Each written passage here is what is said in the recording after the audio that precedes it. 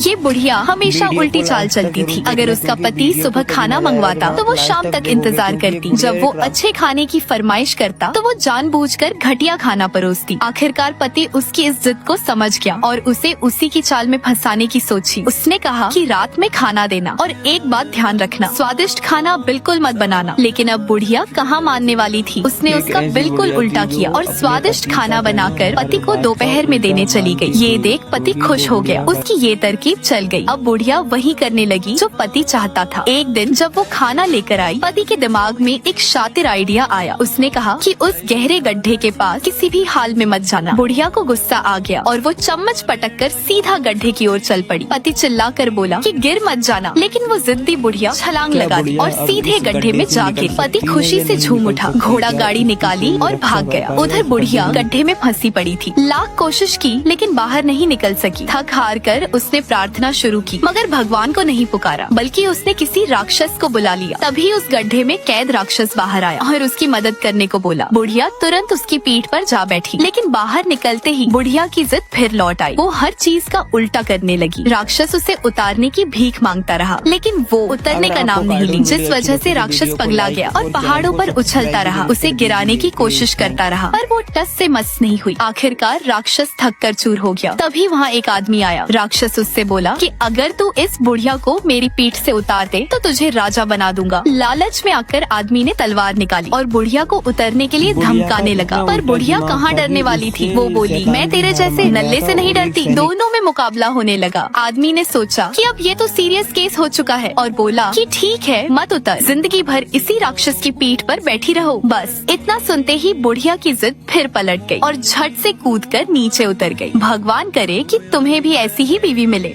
माँ के लिए लाइक सब्सक्राइब जरूर कर देना।